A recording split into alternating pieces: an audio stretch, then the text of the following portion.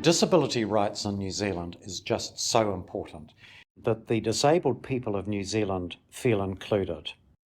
I'm involved in the panel because it's really important to have a deaf person representing the deaf community so they can have a voice and be understood in the panel, which has a variety of disabled people, but deaf need to be included too. We're part of a convention, the International Convention on the Rights of People with Disabilities. That requires all of us to make sure disabled people are not discriminated against and are included. The Ombudsman listens, and then it lets us know what the office can do, and it is really supportive and explains what's possible, and then it goes into bat if it can. So if, for example, I'm asking for something that's not fair or not just, they'll tell me directly to my face, and if they support me, they'll support me.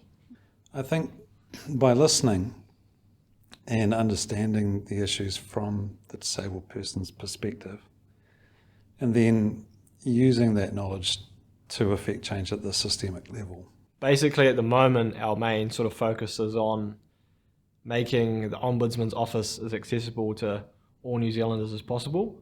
It's exciting times. I think that being accountable, especially in all the changes that we've got with government agencies, with government generally, this type of mahi needs to be taken quite seriously by our communities and take it to the wire. The disability panel is really important, and I hope that it will achieve full access and equality so that everyone has a seat at the table in New Zealand. None of us can speak for the whole gamut of what barriers exist, but we all kind of can bring our own experience of individual challenges as well as our experience of working with other disability-related organisations.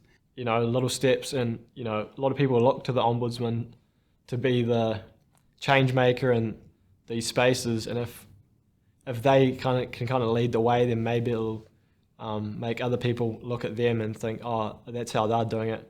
We'll sort of follow their lead, maybe. I'm hoping when down the track we look at our progress and what we're doing for disabled people in New Zealand.